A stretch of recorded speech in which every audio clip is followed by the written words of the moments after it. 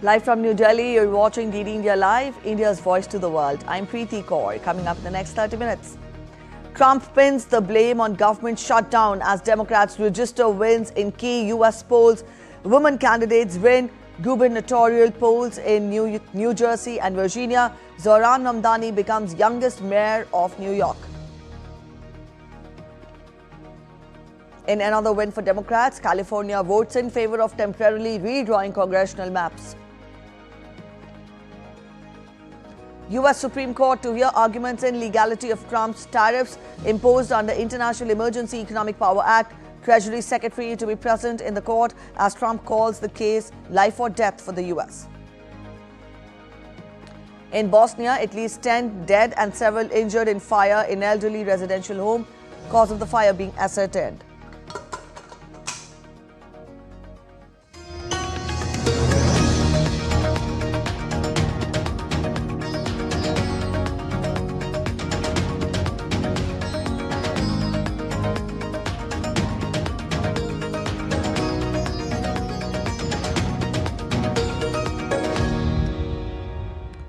In the United States, Democrats swept a tray of races on Tuesday in the first major elections since Donald Trump regained the presidency, giving the beleaguered party a shot of momentum as it looks ahead to the congressional midterm elections next year.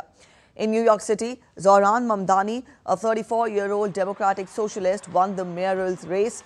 He capped a meteoric and unlikely rise from an anonymous state lawmaker to one of the country's most visible Democratic figures. Namdani outlasted former Democratic Governor Andrew Cuomo, 67 years of age, who ran as an independent after losing the nomination to Namdani earlier this year. Trump has labeled Namdani a communist and vowed to cut funding for the city in response to his ascension. In Virginia, Democrat Abigail Spanberger will be the first woman to run the U.S. state of Virginia after her party won back the governor's mansion from Republican Governor Glenn Youngkin. She is a former CIA officer and moderate third-term congresswoman and beat Republican Lieutenant Governor Winsome Earlisius, a Marine veteran and a staunch Trump ally, by a comfortable margin. Moving on to New Jersey, where another Democrat, Mickey Sherrill, won the elections for governor. She defeated Republican Jack Ciattarelli and will succeed Democratic Governor Phil Murphy. The New Jersey race was the most hotly contested campaign, with the contest shattering spending records after both national parties poured millions of dollars into advertising. So serving you is worth any tough fight I have to take on, and I am incredibly honored to be your next governor.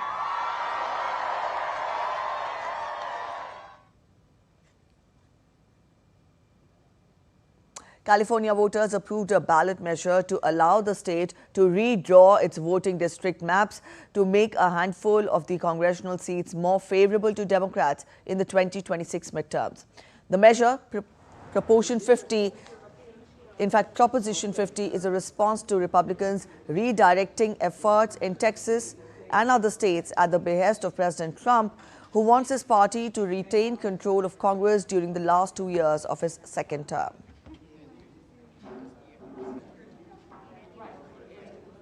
The effort was spearheaded by California Governor Gavin Newsom, who is considering a White House run in 2028.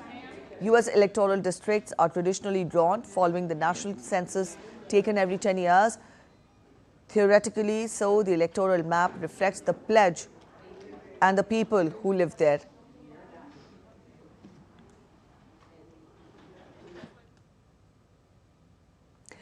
President Donald Trump reacted to Republican losses in the off-year elections across the United States on Tuesday night, citing unspecified pollsters who attributed the loss to the ongoing government shutdown and Trump not leading the ballot. Trump was not on the ballot and shutdown were the two reasons that Republicans lost elections tonight. According to pollsters, Trump wrote on his Truth Social platform, "The decisive races in New York City, Virginia, and New Jersey come as the U.S. government shutdown enters its 35th day today."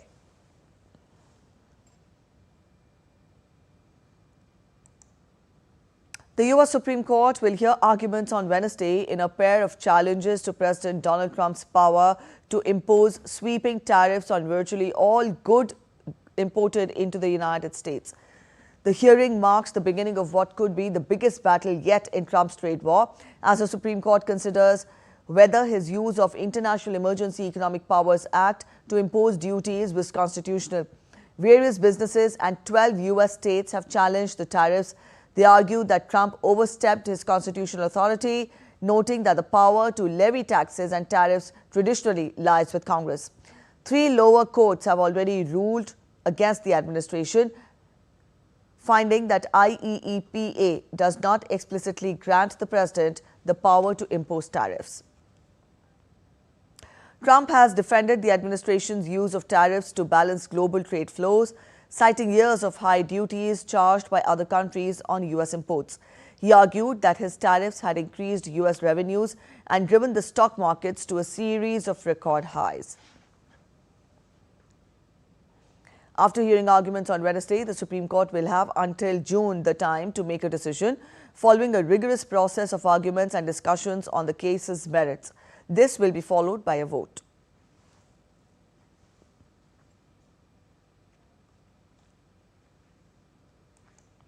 Trump called the Supreme Court hearing a matter of life or death for the United States.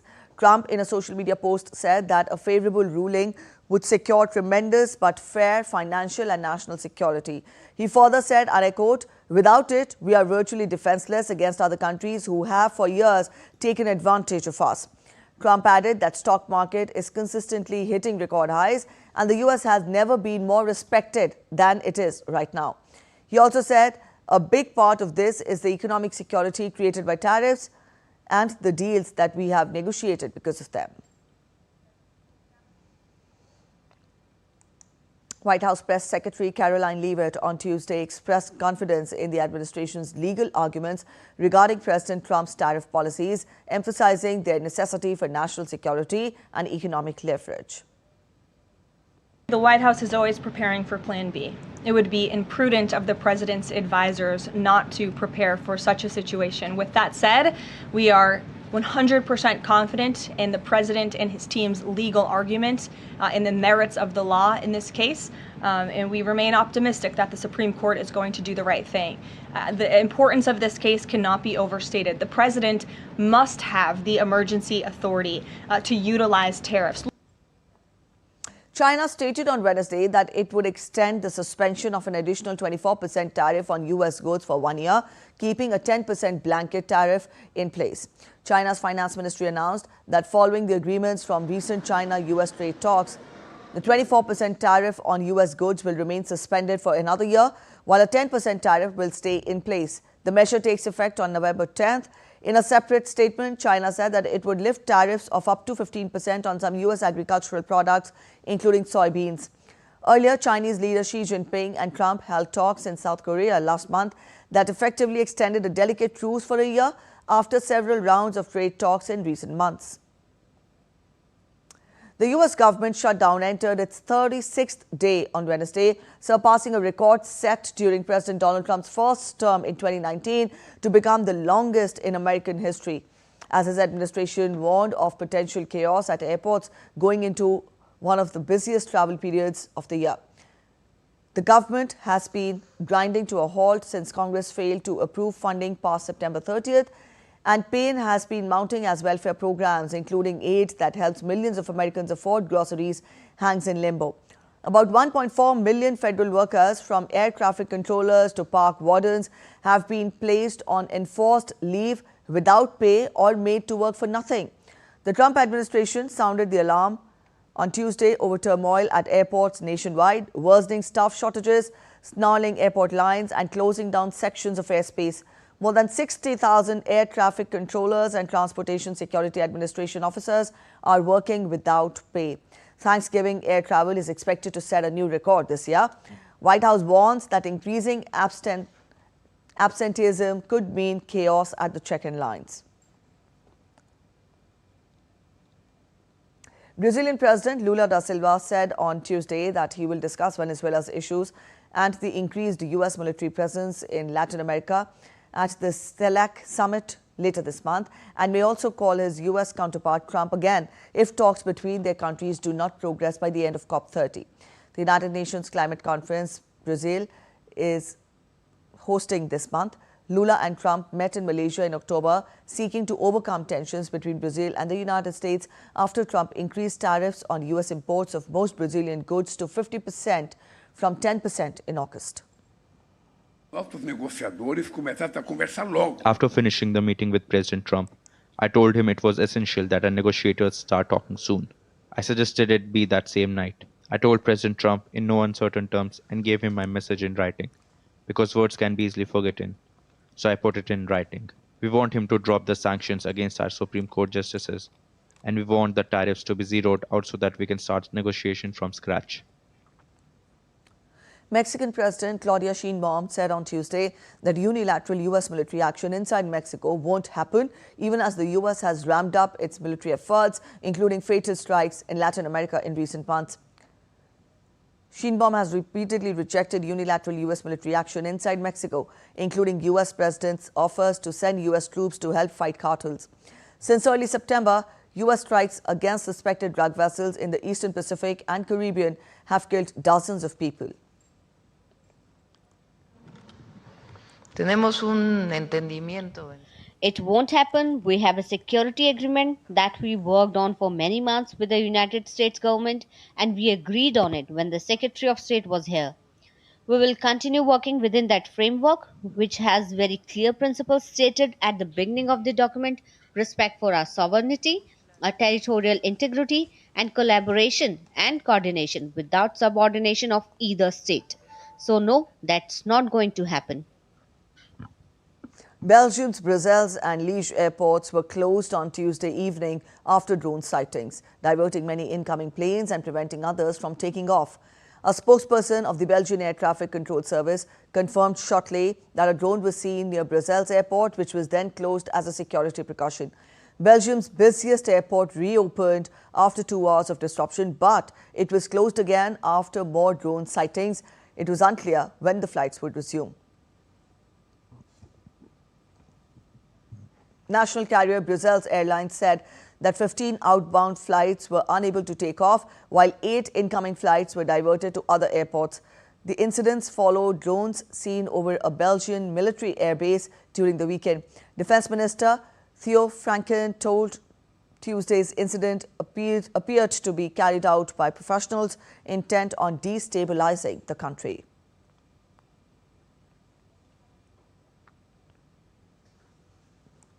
Let's now take a look at instances where European air travel has been disrupted by drone sightings. On September 22, 2025, Copenhagen Airport, the Nordic region's busiest, was shut after drone sightings. 5 smaller Danish airports were also closed temporarily. Later that day, Oslo Airport diverted flights and shut its airspace following a drone observation. On 23rd of September, Denmark's Prime Minister called the Copenhagen drone incident the most severe attack on national infrastructure. By 26th of September, EU states backed plans for a drone wall to detect and intercept drones.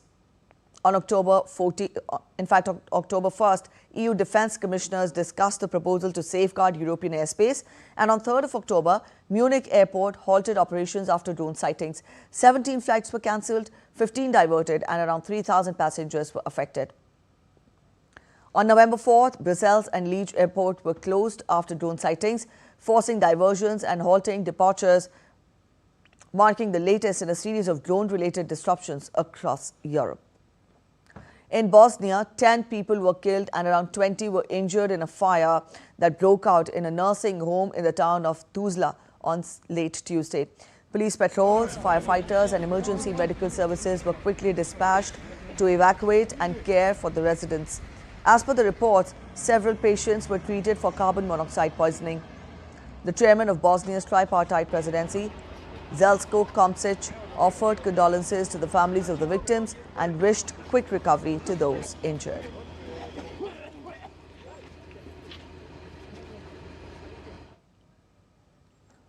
The death toll in the U.S. cargo plane crash has risen to 7. The ill-fated American cargo airplane bound for Hawaii crashed shortly after taking off from Louisville International Airport in Kentucky. The plane took off with fire on one wing and a huge fireball erupted as it hit the ground. Several buildings in an industrial area beyond the runway were on fire after the crash, with thick black smoke rising into the evening sky. The cause of the crash was under investigation by the FAA and the U.S. National Transportation Safety Board. The crash comes amid one of the longest government shutdowns in the U.S. history, with Transportation Secretary John Duffy warning of mass chaos earlier on Tuesday due to lack of air traffic control staff. You're watching DD India Live. We're heading for a short break. But after the break, India and Japan both have more responsibility towards Indo-Pacific, says External Affairs Minister Dr. S. Jaishankar. The birth anniversary of Guru Nanak Dev Ji, the first Sikh Guru and founder of Sikhism, being celebrated today. The Divine Festival of Lights dedicated to Lord Shiva, Dev Deepavali, also being celebrated today.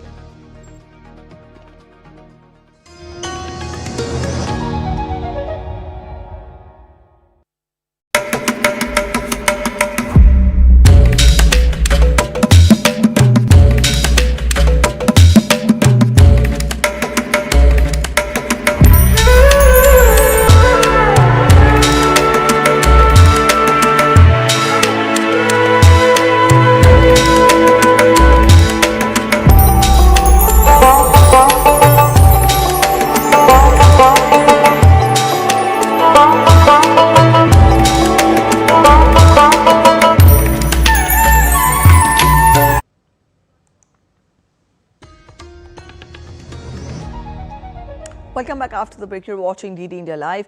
External Affairs Minister Dr. S. Jaishankar today said that India and Japan have agreed to work closely to implement the joint vision for the next decade cooperation between the two countries. Addressing the 8th India-Japan Indo-Pacific Forum, the minister said that both the nations have more responsibility towards the Indo-Pacific. He added that the bilateral relationship responds to the changing global scenario and that is reflected in the deepening of cooperation across multiple domains. Maintaining a free and open Indo-Pacific is a stronger imperative, but also a more complex challenge. Our bilateral relationship responds to the changing global scenario, and that is reflected in the deepening of cooperation across multiple domains. The recent conversation between Prime Minister Modi and Prime Minister Takaichi, as soon as she assumed office, is testimony to the priority that we both attach to it. The visit of Prime Minister Modi to Japan in August significantly laid out the joint vision for the next decade. Its 8 priority pillars and the investment target of 10 trillion yen over the next 10 years are useful metrics to assess our ambition. India's Defence Secretary Rajesh Kumar Singh met Israeli Defence Minister Israel Katz in Tel Aviv on Tuesday. During the meeting, both the sides reaffirmed their commitment to strengthening the long-standing defence partnership between India and Israel. In a social media post, India's Ministry of Defence said that Defence Secretary Rajesh Kumar Singh called on Israeli Defence Minister Israel Katz and briefed him on the key outcomes of the joint working group meeting aimed at further strengthening the robust and enduring defence cooperation between India and Israel.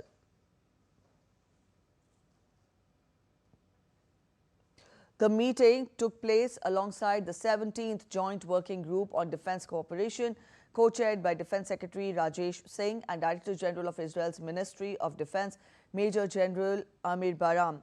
During the meeting, a Memorandum of Understanding on Defence Cooperation was signed to expand the scope of bilateral defence ties between the two nations. The development underscores the growing strategic partnership between India and Israel, with both countries seeking to deepen their cooperation in defence and security areas. Saudi Arabia is celebrating India Week under its flagship Global Harmony Initiative. DD India's correspondent Munmun Bhattacharya spoke exclusively with Indian Ambassador to Saudi Arabia, Dr. Suhail Ajaz Khan, about India's culture in Saudi Arabia, his interactions with Indian artisans, the embassy's efforts to promote Indian culture, and future prospects for cultural and entertainment collaborations. In Riyadh, in Saudi Arabia, where The Global Harmony Initiative is underway. This is like a celebration of cultures of various expatriate communities living here in Saudi Arabia, and Indian culture has been given a prominent place. Joining us now is Indian Ambassador to Saudi Arabia, Dr. Sohail Ijaz Khan. Such a pleasure to have you, sir, here at the heart of what looks like a cultural festival. There is an India Week being celebrated. How does it feel? Why does India matter?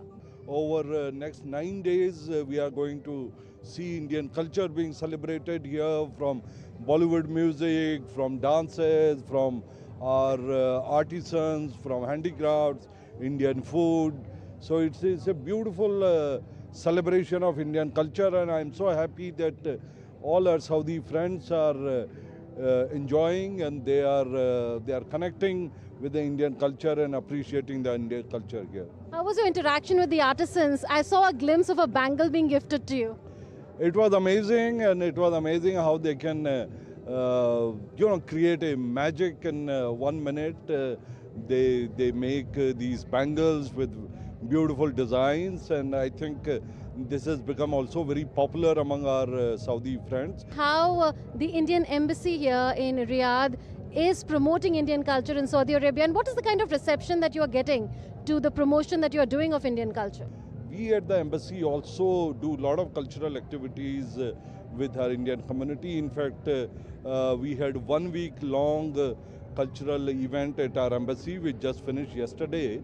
We call it Pravasi Parichay. It is again a cultural extravaganza. It's a festival of India where all the Indian communities from various states, they come together and celebrate Indian culture. In fact, as part of that, yesterday we had a grand finale with the Gita Mahotsav, where we had a big musical performance on Bhagavad Gita. Very recently we saw the three Khans from India together on one stage. So what is the kind of potential that we are really seeing in the entertainment sector when it comes to collaboration between India and Saudi Arabia? Because that is a glimpse which is rare. All three were there together at the stage, and they spoke extensively about entertainment, about films, about how we can develop connections between Indian film industry and Saudi Arabia. There are possibilities of joint collaborations also. So, and in any case, Saudi people already love Bollywood. They know Bollywood very well, and Indian movies are extremely popular here. Thank you so much, Dr. Khan, for speaking to us on DD India. So that was an exclusive conversation with Indian Ambassador to Saudi Arabia on the close cultural connect that exists between India and Saudi Arabia and the possibilities going forward. With cameraman Pramod Negi, this is Munmun Bhattacharya from Riyadh for DD India. And DD India correspondent Munmun Bhattacharya also spoke with an Indian couple, Vimal and Shobita from Kerala, who were relishing authentic South Indian flavors amid this multicultural celebration. Suwaidi Park has transformed into a miniature representation of cultures from around the world, and most importantly, it beautifully showcases the essence of Indian culture. We have with us here Vimal and Shobita. They make an Indian couple from Kerala, and they are here enjoying the festivities here at the Suwaidi Park, where Global Harmony Initiative is underway and cultures of various countries, including food of various countries, are being celebrated. India is being prominently celebrated. How is it to be here as a tourist, and have you been enjoying this previously also in the previous years? Yeah, actually I'm working here as staff nurse, and my wife also working here. Every year in the Riyadh season we are coming and enjoying every moment. This festival is also like a culinary delight, and we can see South Indian dosa here particularly, also the Indian chaat from Delhi perhaps. So you have chosen to eat Indian food here in a multicultural setting also. You love Indian food so much? Yes, we are tasting all kind of food, North Indian food, South Indian food, and Eastern type of food also we are enjoying, and we are choosing different food stalls, and we are asking them the different kind of food what you have, and we are tasting the food and different kind of culture we are here enjoying. For how many years are you here? Me already 10 years already. You also for 10 years? Yes, I'm also 10 years here. Is it believable that there's so much of Bollywood dance, music here in Saudi Arabia? Maybe 10 to 15 years back, nothing of this sort was here. So is that transformation really stark? Yeah, its transformation is really amazing. We didn't expect this kind of change here in Saudi Arabia. Do you feel welcome here in this multicultural setting? Because, like we are saying, various cultures or various countries are being embraced here.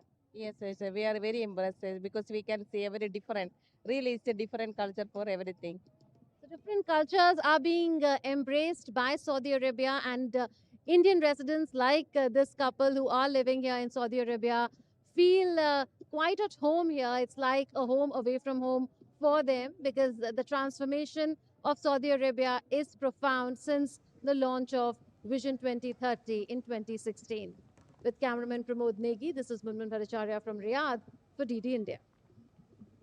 Dev Deepavali, also known as Festival of Lights of the Gods, is being celebrated today. It is said that the sacred full moon on the night of Dev Deepavali marks the end of the Hindu month of Kartik, when the gods are believed to descend to bathe in the Ganges.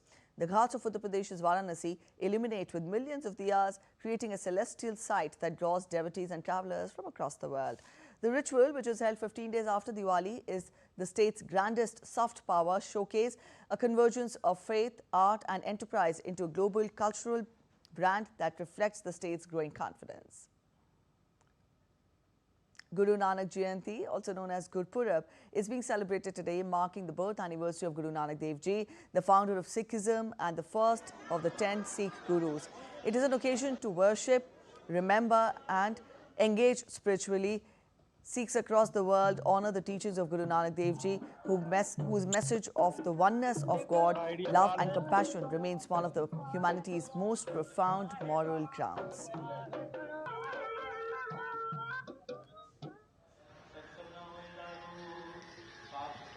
Prime Minister Modi extended greetings on the occasion of Guru Nanak Jayanti. In a social media post, he said, and I quote him, "The life and message of Sri Guru Nanak Dev Ji continue to guide humanity with timeless wisdom. His teachings of compassion, equality, humility and service are very inspiring. Greetings on his Prakash Purab. May his divine light keep illuminating our planet forever." Guru Nanak Dev Ji, Sikhon ke pehle guru hi nahi. With that, we end this edition of DD India Live. And from all of us here in Delhi, thanks for watching DD India.